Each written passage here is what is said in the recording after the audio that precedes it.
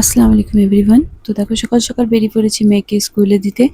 আর ওয়েদারটা কতটা সুন্দর, বৃষ্টি হয়েছিল খানিকক্ষণ আগে। তো যখন বেরিয়েছিলাম তখন আর বৃষ্টি হয়নি। তো তার জন্য ভালোই হয়েছে স্কুলে আমি ছেড়ে আসতে পারলাম, না হলে আবার স্কুল হয়তো মিস হয়ে যেত। তো ওয়েদারটা অসম্ভব সুন্দর হয়ে গেছে, যেহেতু বৃষ্টি হয়েছিল এখন থেমে গেছে। আর এই যে দেখো, এখানে অনেক কটা ফুলের গাছ আছে। তো এই বাড়িগুলোতে সব বাড়িতেই কম বেশি গাছ তো রয়েইছে। আর এই গাছ ঘরটাতে অনেক ফুলের গাছ রয়েছে, যেমন শিউলি ফুল। আর এই যে আমার হাতে যে ফুলটা আছে তার আমি নামটা জানি না, কেউ যদি জানো অবশ্যই আমাকে জানিও। বাড়ি এসে চলে এলাম আমার ছোট্ট বাগানটাতে। তো বৃষ্টি হয়ে যাওয়ার পর গাছগুলো যেন আরো সুন্দর লাগে, সবুজ লাগে একদম। তো দেখতে চলে এলাম। তো দেখো এখানকার ওয়েদারটাও কতটা সুন্দর লাগছে, আর গাছপালাগুলো যেন একদম সবুজে সবুজ হয়ে আছে। তো আমি চলে এলাম ওপরে, কি কি কাজ হয়েছে টুকটাক দেখতে।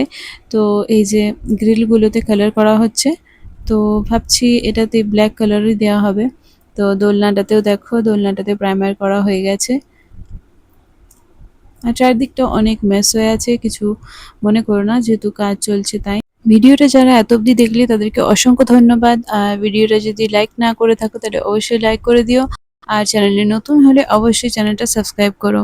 তো আগের মেকওভার কেমন হতে চলেছে অবশ্যই আমি আগের সব ভিডিওতে শেয়ার করছি আস্তে আস্তে।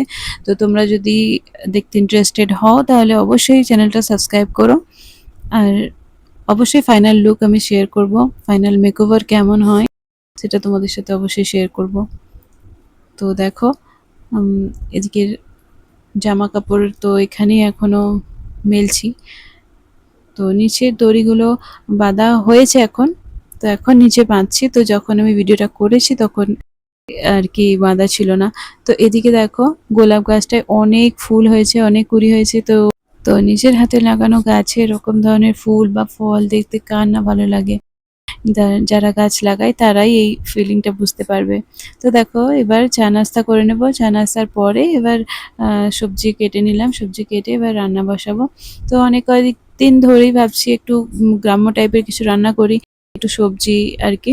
তো দেখো এখানে পেঁয়াজটা আমি লাল করতে বসিয়ে দিয়েছি, আর এদিকে আলু, কচু আর পুঁইশাক আর কুমড়ো দিয়ে আমি একটা মাখা মাখা টাইপের তরকারি করব। তো অনেক কদিন ধরে ভাবছিলাম এরকম কিছু খাই। তো আজকের ভিডিওটা এখানেই শেষ করছি, টাটা।